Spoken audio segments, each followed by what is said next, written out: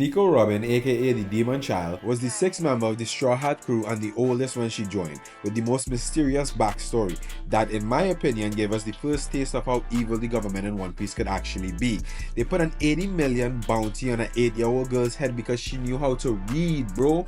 Now granted, what she knew how to read was an ancient language that could lead to the world's greatest treasure, or according to Vegapunk, the world's greatest weapon. But still, bro, she was a child, and in chapter 1133, we get to see the exact extent of the persecution she faced. Like, there was grown-ass adults talking about shoot to kill, but for 79 mil, a lot of y'all will be saying the same thing. That's one of the major points I'm going to try to make during this video. Robin's persecution as a child is probably and unfortunately one of the most realistic parts of One Piece. Government essentially framed her as a terrorist with demon powers. They blamed her for the destruction of the people of Ohara and said that she could do this because she has a demon abilities, and it didn't help that she had powers from a devil fruit, which essentially makes her look like exactly what they were saying, a dangerous and evil individual who couldn't be trusted. Now, of course, us with insider knowledge to know that this isn't the full story, because the government wanted to keep the world in the dark about the true history, they crafted a story about who Robin was. They demonized the scholars of Ohara after blowing them all up. They made sure to cover up any trace that could dispel the myths of this story.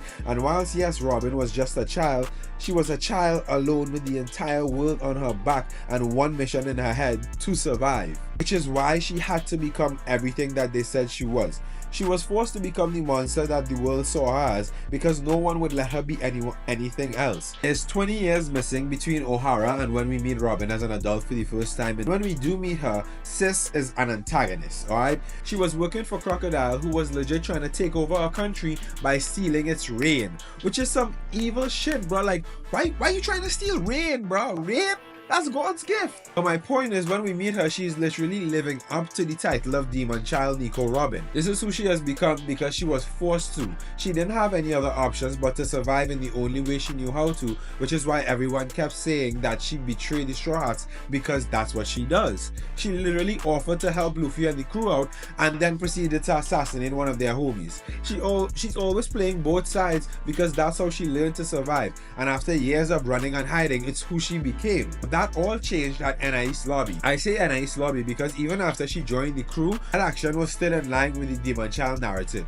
Luffy saved her life when he absolutely did not need to, and more importantly, he was a rookie pirate who took down her boss, a warlord of the sea. That was a crazy feat on Luffy's part. Shit, I was her, I would have probably joined him too. And the fact that he was a pirate, but a good one, probably reminded her of Saul and her mom and the professor, people who broke the rules but for the right reasons. But none of that stopped her from betraying them in Water 7 when CP0 came. It wasn't until this man Luffy, bruh, the GOAT, bruh, busted down the government's front door and declared war on them. Hell, yo, I love Ichigo, I love Naruto, bro, but none of them move me like this nigga Luffy, bro. And Mihawk said that that's his greatest ability, the ability to turn people on his side. Robin thought she was just doing what she always does when she joined him back in Alabasta, but Luffy physically saved her in Alabasta and mentally saved her right there in that moment in Anais Lobby, when she could for the first time say comfortably, I want to live, Luffy, take me back out to sea with you. My God, bro.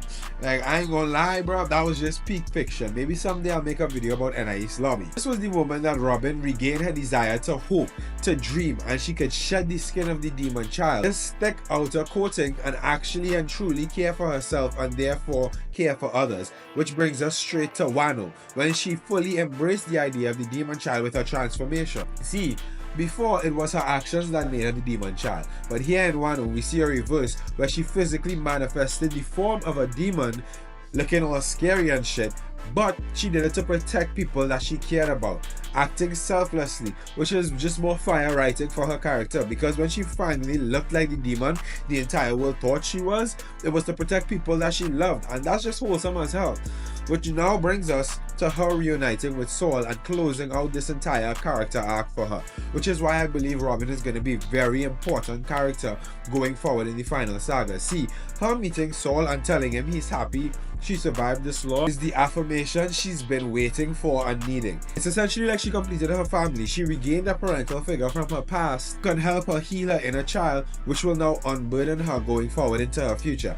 And I think Oda's reasoning for this is going to be mad interesting, like why he had this reunion between them and closing Robin's character arc be the first thing that officially happens in Elbaf, bro.